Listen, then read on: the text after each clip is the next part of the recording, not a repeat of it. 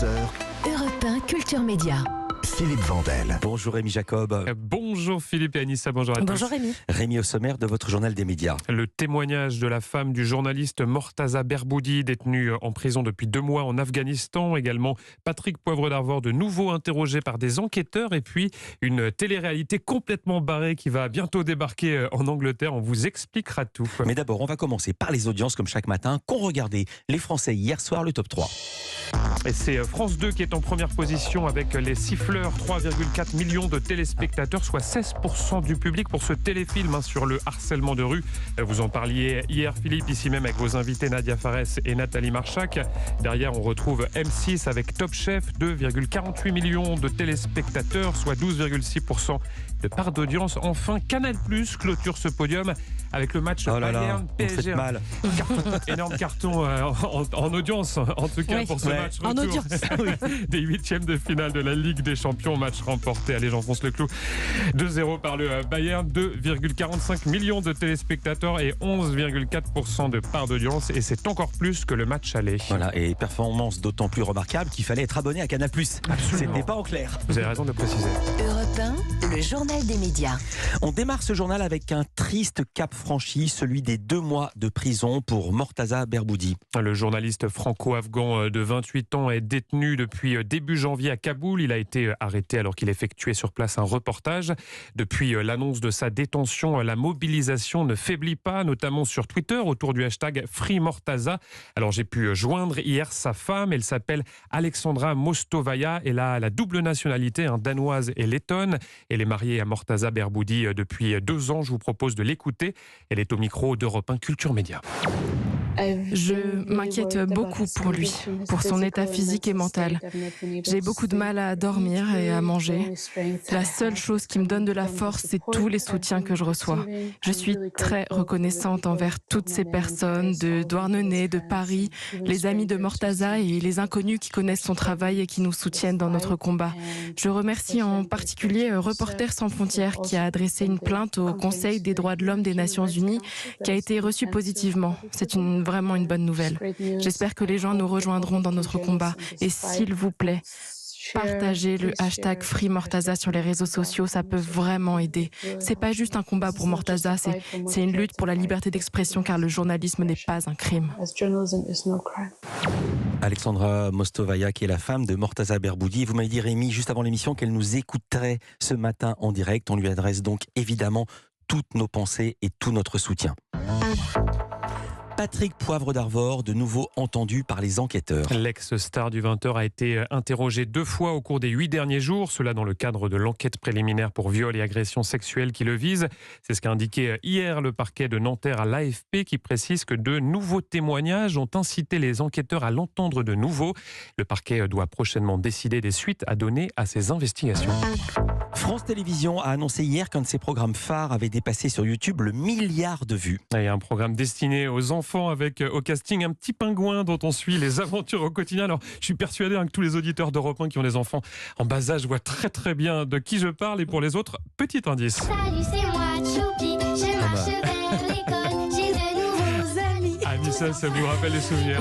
À tous les parents. Moi, je savais pas que c'était un pingouin Choupi. En tout cas, moi, je peux dire que je l'ai en boucle à la maison. Ce générique avec mes enfants en ce moment, ils sont plein dedans. Moi, c'est passé. Choupi qui dépasse donc le 1 milliard de vues sur YouTube, un programme que vous pouvez retrouver également sur Oku, qui est la plateforme jeunesse de France Télévisions. On traverse la Manche, Rémi, avec un programme de télé-réalité qui va bientôt arriver à l'antenne en Angleterre, donc programme qui fait parler. Son nom, Rise and Fall, ça signifie ascension et chute, et je vous préviens, le concept est très très particulier. Vous avez 16 participants qui sont divisés en 2 équipes. Alors d'un côté, vous avez les puissants, les dirigeants qui vont aller vivre dans un somptueux penthouse, un appartement de luxe au dernier étage. Ce sont eux qui prennent toutes les décisions. Et puis de l'autre, vous avez ceux qu'on appelle les travailleurs, qui sont en position d'infériorité. Ils habitent au sous-sol dans des conditions misérables et doivent effectuer des tâches exténuantes. Alors dans les règles du jeu, il est indiqué, je cite, que les dirigeants doivent encourager les travailleurs à en faire toujours plus. Mais attention, s'ils les poussent trop, eh bien, ils pourraient se retrouver renversés du pouvoir. C'est donc un subtil équilibre à trouver. Ambiance. Bienvenue dans Rise and Fall, le jeu où les dirigeants comme moi ont tout le pouvoir. Non. Dans ce jeu, les travailleurs peuvent réussir à prendre le contrôle. La question c'est, qui finira tout en haut ?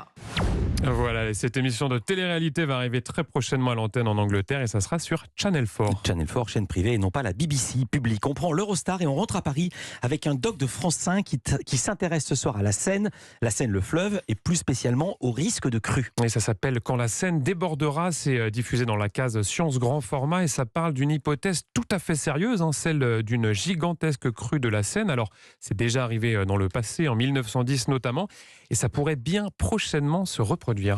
Imaginez la Concorde, l'hôtel de ville ou le Louvre inondé. Ces images ne sont pourtant pas celles d'un film catastrophe.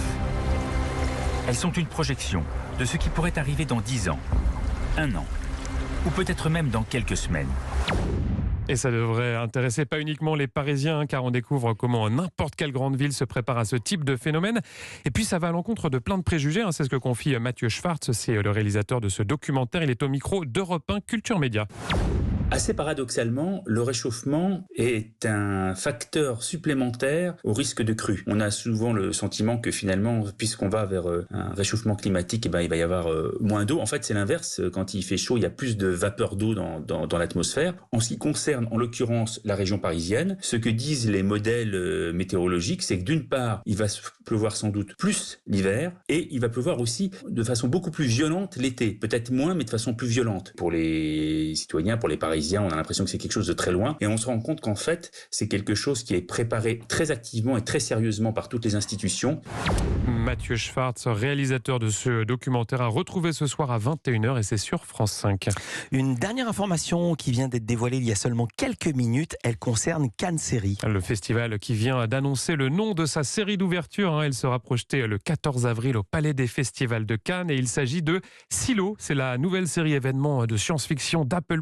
Elle met en scène la vie des 10 000 derniers habitants de la planète. Ils vivent dans un bunker situé à 1 km de profondeur sous la Terre pour, je cite, se protéger du monde toxique et mortel qui les entoure. Et c'est donc cette série qui donnera le top départ de la 6e édition de Cannes Série. Cannes Série, c'est en partenariat avec Europe 1 évidemment et le prix Europe 1 du public qui sera décerné à votre série préférée. C'est très simple. Pour voter, vous allez maintenant sur le site europe1.fr, vous cliquez sur votre série préférée, pourquoi pas les combattantes ou encore Miskina la pauvre, l'excellente série de Mel Abedia. Et en plus, en votant, vous pouvez tenter de remporter un séjour VIP de 2 nuits à Cannes pour l'ouverture de Cannes Série. Merci beaucoup Anissa, merci Rémi Jacob, Anissa pour cette info, Rémi Jacob pour le journal. À demain pour un nouveau journal des médias. À demain.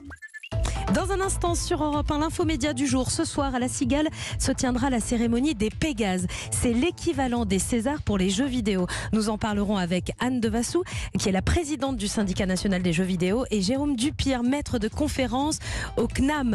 Et puis bien sûr, notre professionnel des jeux vidéo, Jean Z, un des meilleurs spécialistes français des jeux vidéo. En plus, il est chroniqueur où ? Dans Culture Média. A tout de suite sur Europe 1.